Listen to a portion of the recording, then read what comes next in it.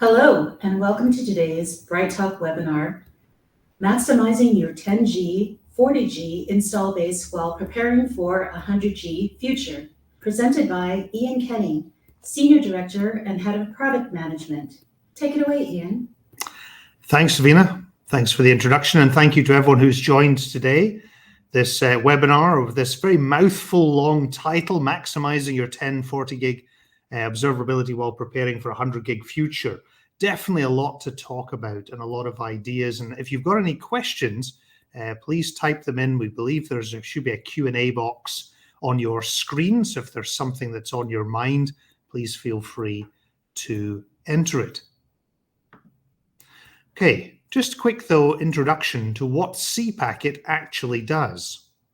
Maybe you're very familiar with us, maybe you've used us for many years, or maybe you've come new to this webinar today to learn a little bit about the topic. cPacket powers your hybrid cloud observability. That is what we do. And if you look there on the diagram, you'll see the data center rectangle in the center there. That's where we're going to be spending the bulk of our time in today's discussion. But maybe you have cloud, or most likely you have cloud, so that multi-cloud cloud on the right is important. Similarly, you may also have a branch office solution for your enterprise environment.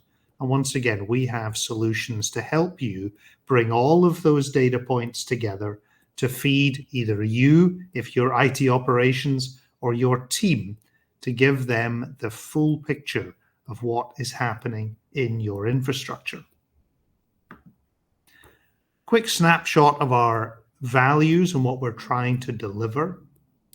Reducing your service outages is a really important goal for cPacket. Once again, I'd love to write eliminate service outages. However, I feel that all of us would start laughing if I tried to suggest that. But certainly reducing them is very, very important for your business as well as for ourselves. Strengthening cybersecurity is also very important. We do that in multiple ways. We're not trying to claim to be a security company. We partner with the world's leading security companies by feeding them the best packet data that they need to be able to make those decisions that they have to take to help you on that cybersecurity journey. We also capture packets, which I'll also mention a little later, and that can be very useful for our cybersecurity partners, but also it can be useful for you in terms of storing and keeping the data that you needed to have from last week or last month or whenever. And that's very vital. And thirdly, accelerating incident response. We've all received, anyone who's been in an operational role has received those phone calls, hopefully between the hours of 9 and 5, though most likely at 3 o'clock in the morning on a Saturday. And you get those calls and you have to fix and solve whatever issue it might be with great haste. And therefore, our tools allow you to accelerate your ability to respond through numerous different ways, and hopefully we'll talk about some of them during today's webinar. Okay, but anyway, back to the scheduled programming, so to speak. So where do I come into the picture? Well, as I said, my name is Iain Kenney. I'm the head of product management at cPacket, but I entered the Ethernet world back in 1997, just after it had won the protocol wars of the mid-90s. Absolutely a fascinating time to join the industry, really exciting, so many new things on horizon, and life has just continued to keep growing and developing. And that's why I've loved working and building Ethernet-based products in all kinds of different contexts for the last 25 plus years. But why Ethernet? Why did it win? Why not one of the other numerous technologies? Well, I found this quote from Dr. David R. Boggs, who is one of the inventors of Ethernet. Ethernet does not work, I always say it wrong. Ethernet does not in theory work, only in practice. And I think that's really a critical fact, is the fact that there are so many businesses working with Ethernet, including cPacket, including all of the businesses that I've worked with in the past. and they have got it to work, whatever speed it was way back then to whatever speed it's going to be in 10 years' time from now. Its key thing is its practical engagement with the technology. And therefore, you as a user are also benefiting from these technologies as they grow in the future. But what it is about Ethernet, well, let's just talk briefly about it. It keeps getting faster. When I joined this industry, I was working on 1 gig or 100 meg products actually right at the start, going to 1 gig, and then things have continued to evolve very, very quickly over the last few years. And all of those standards successfully interoperate. We mentioned 3 of them in the title for this presentation, 10 gigs, 40 gigs, and 100 gigs, and all of those work well together. And that's often thanks to the hard work of my friends at the IEEE putting together these standards. Definitely appreciate all of their diligent efforts to make sure that that is successful so that I can easily plug in my laptop into a network which is connected to a bigger network and connected to a bigger switch, etc., as those speeds continue to evolve. And how fast can it go? Well, that's the ultimate question, isn't it? This picture, which I borrowed from the Ethernet Alliance, shows 1.6 terabit and 800 gig. Once again, 800 gig certainly been demonstrated in theory. So there's loads and loads of room for growth in this whole space, and I look forward to being part of it. And I mentioned Nielsen's law here, law of internet bandwidth. And you think, well, we're not really talking about the internet bandwidth. We're talking about LANs and data centers. But obviously, if in my house I'm able to get 400 gig or a terabit to my house, and maybe you can too, maybe you can get even faster. And certainly in many countries around the world, that just continues to drive faster and faster, and therefore the users want more and more applications going quicker and quicker, serving files and videos and useful work. You know, all of these factors are going to continue to drive your infrastructure faster and faster. Okay, I said at the start that we'd mostly be focused on the data center today, and no doubt that's where you find yourselves. And they're always in transition. Whatever kind of business you represent today, whether you're at the bleeding edge of technology or whether you're effectively following the developments with great interest. You know, we had 10 gig networks, we had 25, 40 gig networks, 100 gig networks, etc. Your life and those networks continue to evolve rapidly. However, we can't forget about observability. Now, faster is great, don't get me wrong. I remember the day they brought in the first 6-port Ethernet switch into a lab I was working in, and it was fantastic to see. It was a huge system, sounded like a jet turbine running, but it was new and it was shiny, and it therefore was amazing. I'm not quite sure how hard it was to install. I have a feeling that may have got a few steps to go. Similarly, workloads and the pretty pictures that we all use every day are also very nice to have. We all like installing or at least activating some new SaaS service or some new workload. But we do need to be able to understand what is going on, and even to a certain extent, how to secure that application or that piece of equipment or those desktops or those machines. Because even though faster is great and new equipment is shiny and workloads are pretty to look at, the bottom line is you do need to be able to understand it, and that's where observability comes in. And I hope that isn't a new word to you, but obviously it could well be. And if there's something that CPAC can do to help you understand that better, or to, as we go through the rest of this presentation, please feel free to bash in any questions, which I'll try and answer at the end, or we'll take them offline and reach back out to you. There's a little thought bubble in the middle of this slide, which is really a question for you. It says, how many of you know what is actually happening on every link in your network. That's not just what do you think is happening, what do you hope is happening, what do you expect to happen, or words like that. It's do you know what is actually happening? And that is exactly why we need to consider our tools as we continue to develop our infrastructures. Because once again, you have the new shiny equipment, you have the new shiny software, etc., etc. But if you don't understand exactly what's going on, you can be on a road to challenges. Maybe problems is a bit strong, but certainly on the road to misunderstandings and leading yourself down the wrong track. But just a quick reminder, what does cPacket do again? Well, we're an acquisition point for the network packets from your infrastructure. So we're going to be able to look and see exactly what's going on, including from cloud. And then we analyze those packets at wire speed with millisecond resolution to help you understand truly exactly what's going on. Every time I look at some cburst output, which is a feature that cPacket created, I am absolutely amazed at the details that I can see, or in this case, you can see about your infrastructure. And we take all of those packets, we take all of that analysis, and we make it available to your tools. Could be security tools, we'll talk about more of that in a second, or it could be our tools.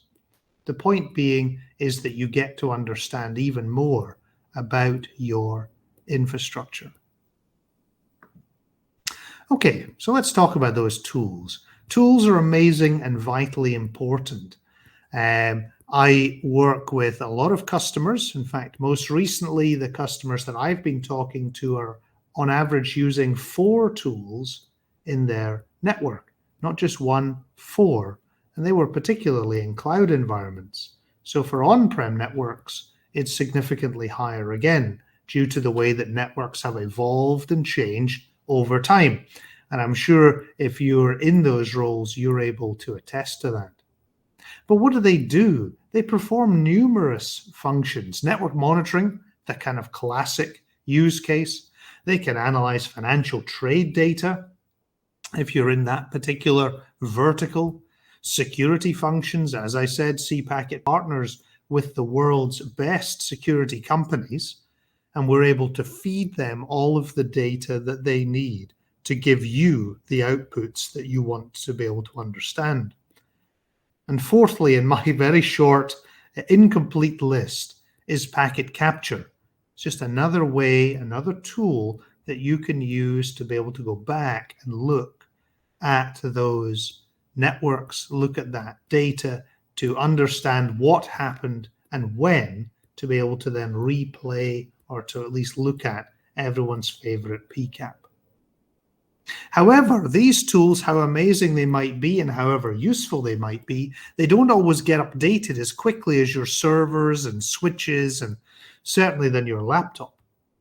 So the point being is, how do we make sure we get the right data at the right speed to be able to make sure that your tools are fed at the right rate? How do we work out the serialization delay, as a colleague was reminding me the other day? How do we make sure that we don't overwhelm all of those tools? Well, the key thing that we try and do is make sure that we're able to process and analyze all of that data up front without any loss, to allow we can make sure those tools are fed at the right rate. But what are these threats? What are these tools looking for? Well, I drew this little box in the top right-hand corner here as a kind of a memory aid, probably for all of us. You know, back in the day when many networks were installed, maybe the perimeter was that key security point that you had to worry about, keeping the bad people from getting into your infrastructure. However, now, if you're deploying a network today, maybe you're on a transition to that next speed or that next whatever it might be, you need to start thinking about really pervasive security. So you're changing your approach, or rather you're being driven to change your approach, because taking that same perimeter-based model that worked for your 10 gig network or worked for whatever it might be network may not work in that next technology. And I think that other quote I have here from the Cost of Data Breach Report 2021 by IBM. In 2021, the average cost of a data breach was $4.24 million, that should be really, across all regions. And it rises to 9.2 million for companies based on US soil. That is a huge cost that for particularly the security threat is very important to remember. So we have threats from security. We all read about them all of the time. They're even so popular now they appear in, shall we say, more kind of common news media. Application uptime threats, that's really vital, because certainly trying to understand how your application is going to survive in the event of packet loss, in the event of being overloaded, whatever it might be, you need to be able to trust that your application is going to stay up. 60% of businesses, according to Gartner in 2023, and I think we all know 2023 is coming pretty soon, are going to depend on their networks. They're going to depend on them. They're not just a nice to have, they are critical as a business tool. And therefore, making sure your applications stay up is vital. And therefore, having tools like the cPacket tools, observability nodes, monitoring your infrastructure will greatly help. There are two other threats here, which are a little bit kind of left field, I suppose. Threat of unexpected weekend working. Now, that's an interesting one. I was with some folks a few weeks back, and they were describing the fact that they'd got dragged in on a weekend because something had gone wrong. And no one likes that. No one likes that at all, because you don't get maybe the time off the next week. You still have to be back into the office. So therefore, that threat of unexpected weekend working is something that you do need to address, something that is very vital to make sure that you have all of the information, all of the data points, whether it be at 10 gig, 40 gig, or 100 gig. The point being is you need to have all of the parts of the picture so that you're able to really know what's going on. And lastly, the threat of frustrated co-workers. I think we've unfortunately probably all experienced the challenge of people moving on to new jobs, and I'm not disrespecting them or anything like that. But I'm sure part of the challenge is people, particularly in operational roles, get caught. They get caught with the tyranny of the urgent, as I call it. That you get this idea you're constantly fighting fires and issues, and that is a huge problem. And you always think that next technology is going to be, or that next speed is going to fix all of the problems. And often it doesn't. So the point being is to try and make sure that we're able to help with all of these areas, whether it be feeding security tools, feeding some kind of other monitoring tool, or just the idea of making sure that we understand our infrastructure well and understand the strain and pressure that our co-workers are often feel. The point being is your network observability strategy and approach needs to deliver. It needs to deliver at 10 gig. It needs to deliver at 40 gig. It definitely needs to deliver as the speeds get higher and higher. So what are we going to do? What's the point? Iain, what are you even talking about here? Well, the point is not to panic, right? That's very, very vital. Do not panic, but you need to plan. You need to come up with what you're going to do next. And maybe that's why you're on this webinar. Maybe you're interested. Maybe you're thinking about how to grow your infrastructure. So you need to review your current monitoring points. That is the first order. And I have a picture coming up on the next slide, which gives you a very, very simplistic view on what that could look like. You then say, well, I know where I'm monitoring now. Where should I be monitoring? If I'm going to change from that perimeter concern model to a more pervasive model, just as one example. The point being is, what am I going to do? Do I need to add more monitoring points, as an example. So therefore, maybe, and I would also make this just as a side point, if you're adding faster links, you definitely need to consider moving to taps rather than any span infrastructure. I know people on this call may be very excited about spans. Great, good for you, perfect. I would say that if you want to have true understanding of your infrastructure with a much lower likelihood of any packet loss, I would recommend moving to a tapped environment. Thirdly, review your tools. We just talked about all of these different tool types. Maybe you have many tools in your data center. Maybe you're trying to work out how to do tooling in the cloud, as an example. But the question is, what tooling do you really need? How fast are they? Are they running? I was even discussing this morning about folks who still have some tools running at 1 gig. Not 10 gig, not 40 gig, definitely not 100 gig, still running at 1 gig, and that is incredible. Maybe for smaller environments it works, but certainly you need to be clear about what you need for your team. How are they leveraging them? Is it maybe time to transition? Are you going to transition up to a faster one, a different one, a better one, whatever it might be? Point number 4 in our planning process is, how are you planning for cloud or hybrid deployments? Some businesses, maybe you represent them, have made strategic investments in large-scale cloud deployments that will be rolled out over the next many years. That's great. That's really great. But how are you going to visualize it? And that is definitely something that cPacket can help with. And once you take all of these data points, monitoring, new points, tooling, cloud hybrid, all of these pieces together, you need to talk to your vendors. We hope you'll talk to us at cPacket, but obviously you probably have other existing vendors, and see how they can help you on this journey. Okay, I promised you a picture rather than words, so here's a picture. You can see here in the center, the core, the data center kind of architecture, pretty standard stuff here, leaf, spine, etc. But the point being is that you need to decide where you want to monitor.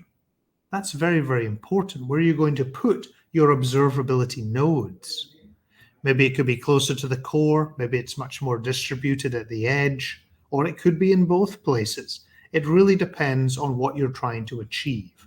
Maybe north-south monitoring, east-west monitoring, all of these words that you probably know a lot about these days. You then have the distributed locations on the left-hand side, usually a heavy focus on virtualization in those places. So once again, we have some great virtual products for you. And similarly on the cloud, maybe you're using one of the major public clouds. We've done launches with all of those folks, and they are doing a great job in working with their customers and including cPacket on that journey.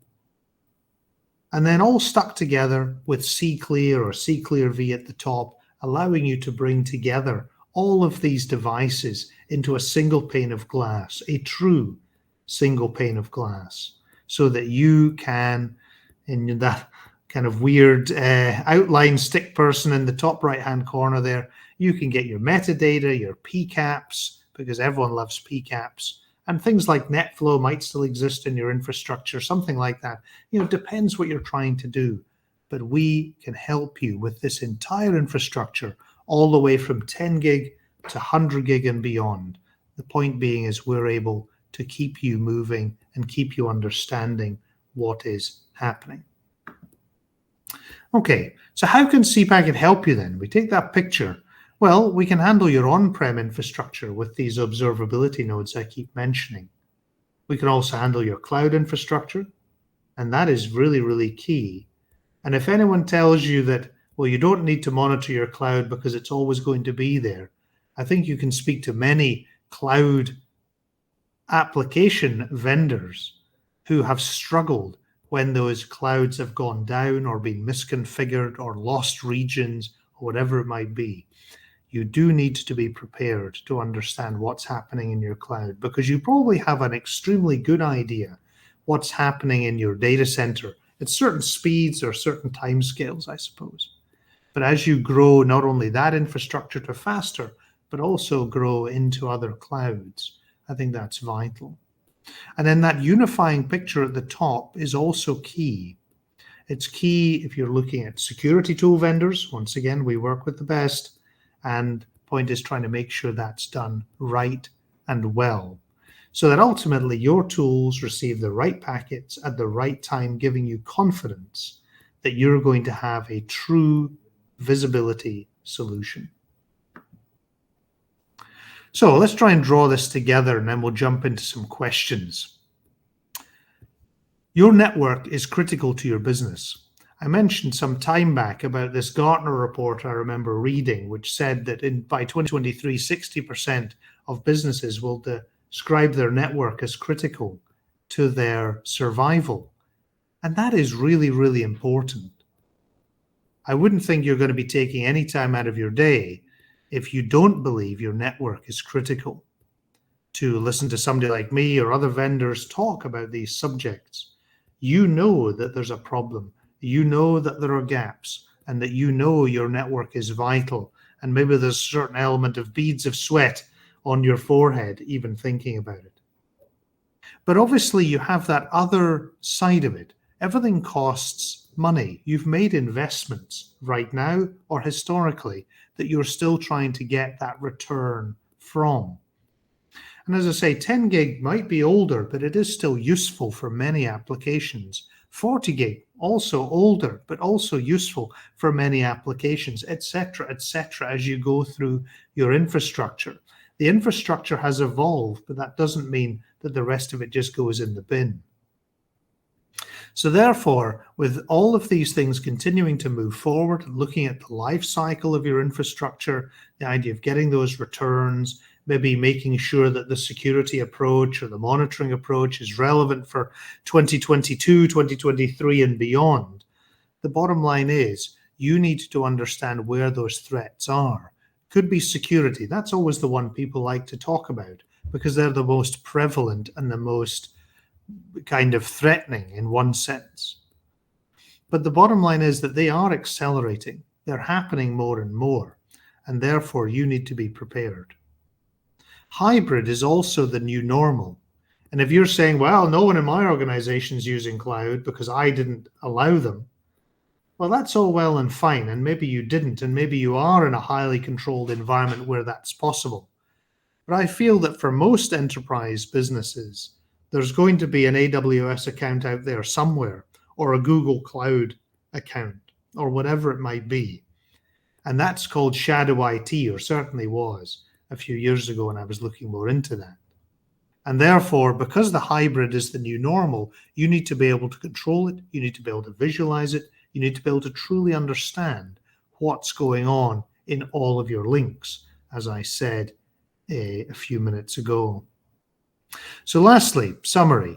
Work with cPacket, who can help you understand what's going on, and so you can keep delivering on your business goals, because I'll feed back to point number one, that your network is critical to your business. Great. So thank you very much for listening. Few minutes there. If you've got any follow-up questions, don't hesitate to reach out. If you take your camera phone out of your pocket, you can take a picture of these, you can scan them, and it'll take you directly to some resources. And if one of those needs to be me, please feel free to reach out. Always happy to have a conversation. And now we'll jump back to Savina and see if we have any questions that I can try and answer. Thanks for that great presentation, Iain. There are some questions for the audience. Great. So the first one is, what are some of the organizational and tooling challenges that you are seeing most with your customers? That's an interesting one. I think in terms of tooling, it's usually tool sprawl, to use a fabulous sounding word, where people have maybe deployed a number of tools historically, and then they've kind of kept deploying them in different areas, different parts of their infrastructure. And now it's time to actually pull those back together, particularly if you're doing a step change from older technology, maybe to 100 gig or whatever it might be. You really need to rethink that. So that's a huge area, is tool sprawl. I think also, what was the other part? There was something about tools. There was another part in that question. Organizational. Right. Yeah, so that's really an interesting point. You often find in many companies that there are different responsibilities and people who are maybe concerned for the cloud, but not concerned for the on-prem infrastructure, et cetera, et cetera. And I think that really part of that plan is if you're a decision maker, if you're sitting at the top of one of those organizations, trying to bring some of those conversations together, because as I said, hybrid is very much the new normal. And I think kind of completely compartmentalizing is sometimes a challenge for many organizations. Okay. So the next question is, why is packet-based analytics important to observability strategy if I have network flows or APM solutions? That's a really great question. I get asked that a lot, actually. So thanks for putting that in. The point being is that the packets is where it's at. That sounds a little bit kind of simplistic and colloquial. But the bottom line is that if I'm waiting for a log entry, for example, just picking on logs, if I'm waiting, my entire debugging strategy is based on getting those logs, but the packets don't arrive in the first place because they've been lost or because the route configuration was wrong or whatever. If those logs don't appear, that doesn't mean the application's healthy. And actually, you need to have a much deeper level of understanding what's going on. Same for flows. Flows often connect with averaging, often connect with packet loss, things like that. But actually, when you really get down to it, you need to have a much better and more detailed idea of exactly what's going on.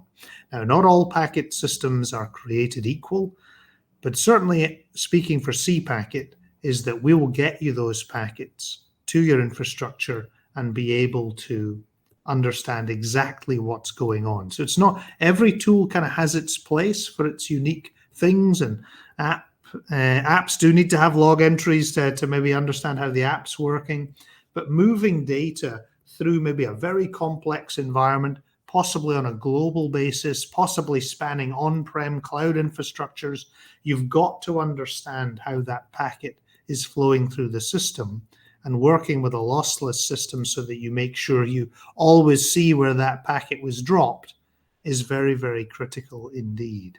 So I'm sure that's 100% answer to the question, but that's how I see it, that I believe packets are important. And I've sat with many customers, in fact, who say to me, I don't understand why people don't get more excited about the packets. And I just agree with them because I get excited about packets too. Great. Okay.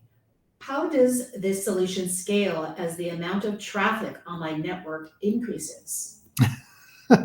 That's if you're in an operational role, whoever typed that in probably, you definitely know about the scale of performance. So certainly from a cPacket perspective, there are obviously physical limits of any device. If you've got all 10 gig connections and you need to scale your links from 10 gigs to 25 gigs, for example, things like that, clearly there may be a step change in the technology, and you need to look to upgrade or replace or change your approach.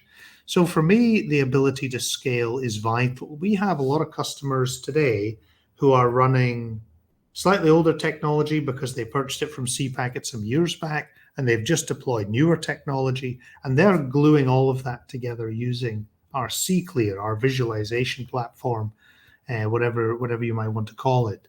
And so it depends what you're trying to do. If you've got effectively struggling for performance, you may need to rip and replace. If you do need to rip and replace, it's the idea that you're going to be able to use the same tooling at the top, same dashboard, same graphs, those kinds of things. You're just going to have more headroom. But it could also be the fact that you want to just make sure you're not dropping packets and actually load it right to the max. And we can help you with that too, because that's what the systems are designed to do. Lots of FPGAs and ASICs means that we analyze every packet on ingress so you don't get any of that horrible packet loss which you can experience. So once again, if you'd like to reach out more on that one, please feel free to reach out via our website, type in a question there, and they'll get it over to me, I'm sure, and I can try and connect up with you after the fact. Great. And this one's an interesting question. Why does it matter whether I know what's going on with every link in my network? Why does it? I love when questions start with "Why does it matter?" There's some kind of pushback. That's a really good question, because even though I put that question in the presentation, so thanks for referring back to it. It's a really interesting challenge, because it could be that you don't care. That's a fact. I think I said that when I was talking. However, what we find is that many customers who work with cPacket do care. They do want to understand what's going on in their infrastructure. They want to be able to look at the entire life cycle of a session. They want to be able to, not drop packets. Maybe they want to feed mission critical kind of security tools, which don't want to drop packets or things like that. Or you might just find that there's something wrongly configured in your network, and sometimes things are a bit slow, but I'm sure it's okay. There's things like that. There are things which are just on your mind, and if you really are in one of those 60% of businesses where the network is kind of critical to your survival, you need to get to the bottom, at least pretty close to the bottom, of more issues than not. Fine, everyone's going to have their dashboard. There's always going to be one little control or something that is kind of red or orange, and you're like, well, I know about that. I'll come back to it later. But generally speaking, you need to know what's going on in your environment. I mean, I know it sounds a bit easy for me to say, and I'd love to sell you some tools to be able to do it. But whether you use cPacket or not, the bottom line is you need to understand what's going on. You need to not drop packets. You need to get a packet capture solution so that when you need to roll back in time and see what happened last Tuesday, that you can do that, because that's really what's going to help you stay more confident and more able to answer those hard questions when the boss comes into your office or whatever and says, hey, why is this not working? Or I can't access my email, or whatever it might be. It's really, really important that you understand what is happening in your infrastructure, not only today, but every day. Great. And speaking of the boss, this last question. Okay, wow.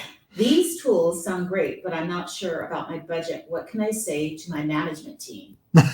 The great old challenge, the budget. Well, that's a good question.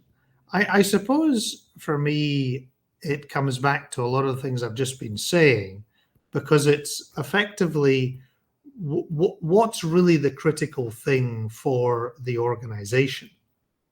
If you're a company where the network is truly critical, now, once again, you may work in an enterprise where there are slices of the network which are absolutely critical, and there are other slices of the network which are maybe less critical.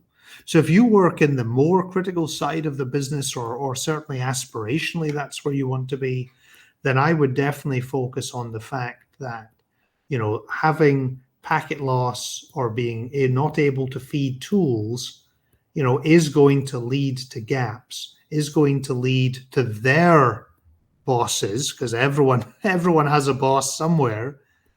And if you don't want to be able to get called to the mat, so to speak, about gaps, then that is really, really critical. Certainly in cloud, we see this more and more, is that people have had commitments made to large cloud vendors that they're going to move all of their workloads or a big percentage of their workloads to the cloud, but they don't have the right tooling. Maybe the vendors that they work with on-prem don't have good, reliable cloud offerings, things like that. So I think all of these areas about what is actually important to the business itself. If the business is not focused on technology, yes, they have a network because everyone needs email or whatever, but it's not really a priority, there's probably not much that you can say.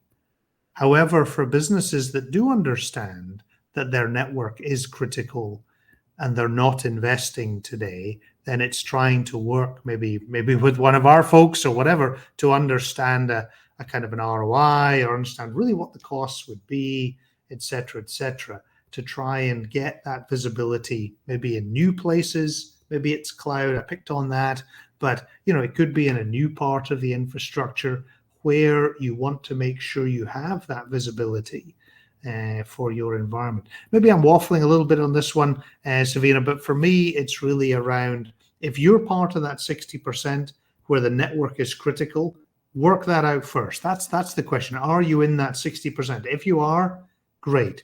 You've already crossed that huge chasm. And therefore, it's then trying to say, well, where do we really want to be? What's our strategy for understanding our ecosystem and our infrastructure even better? Where do I need that observability? Where are the bits that we're maybe struggling in? What were the last 50 or 100 or 500 tickets where you got a call from a business user that said, I couldn't do blah, blah, blah. I couldn't access this. I couldn't access that. And how could we then work together to design an infrastructure which is okay for the budget to allow you to start on this journey of observability? Great. Thank you, Iain. And that's the end of the questions. Thank you for everyone attending today. We look forward to seeing you at the next CPACet webinar. Thanks a lot, Savina. Appreciate your time. And thanks everyone for listening.